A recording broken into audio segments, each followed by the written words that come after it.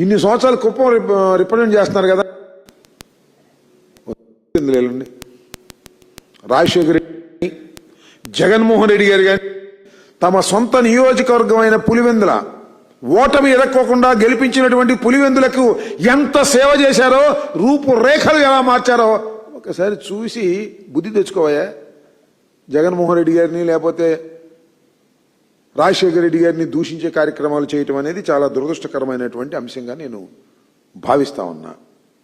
Frustration రోజు రోజు Telugu Desam party పతనావస్థకు వెళ్ళిపోతుంది, వైఎస్ఆర్ కాంగ్రెస్ పార్టీ పైకి లెగుస్తూ ఉందనే విషయం నీకు తెలుసు అందరికన్నా బాగా.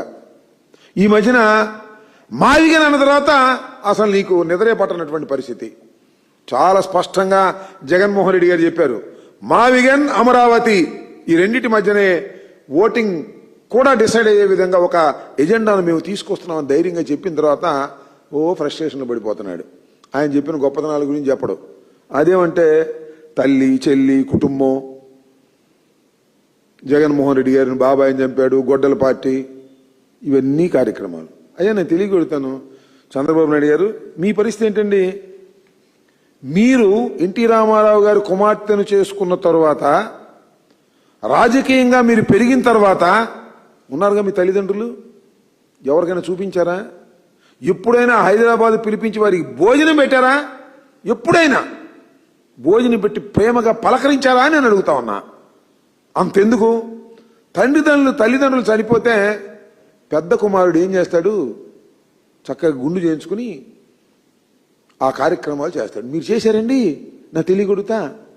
మీ తల్లిగారి పేరు మీద హైదరాబాద్లో ఉన్నటువంటి భూమిని సైతం మీ అబ్బాయి పేరు రాని చేసుకున్నారు, ఖరీదైందని.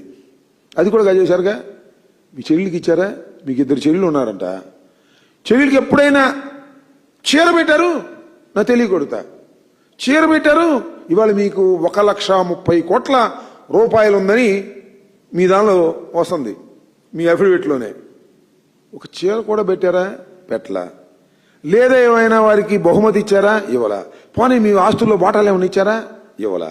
ఇవ్వకపోగా మీ అమ్మగారి పేరు ఉన్నటువంటి భూమి కూడా మీ అబ్బాయి పేరుకి ట్రాన్స్ఫర్ చేసుకున్నారు. ఇవాళ మీరు ఈ మాటలు మమ్మల్ని చెప్తూ ఉన్నారు, జగన్మోహన్ రెడ్డి గారిని దూషించే కార్యక్రమంలో మీరు మాట్లాడుతున్నారు.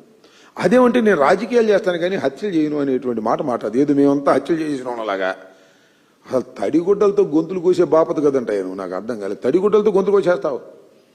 పదవి కోసం ఎన్టీ రామారావును సహితం వెనుపడి పొడిచినటువంటి దుర్మార్గమైన రాజకీయాలు చేసినటువంటి వ్యక్తివి. అసలు పదవి కోసం, పవర్ కోసం ఏ గడ్డైనా కరిచేటటువంటి స్వభావం కలిగినటువంటి నారా చంద్రబాబు నాయుడు గారు ఇవాళ సూక్తులు చెప్తున్నాడండి. వినండి అందరూ కూడా. సూక్తులు, బ్రహ్మాండమైన సూక్తులు చెప్పేటటువంటి కార్యక్రమం చేస్తున్నాడు.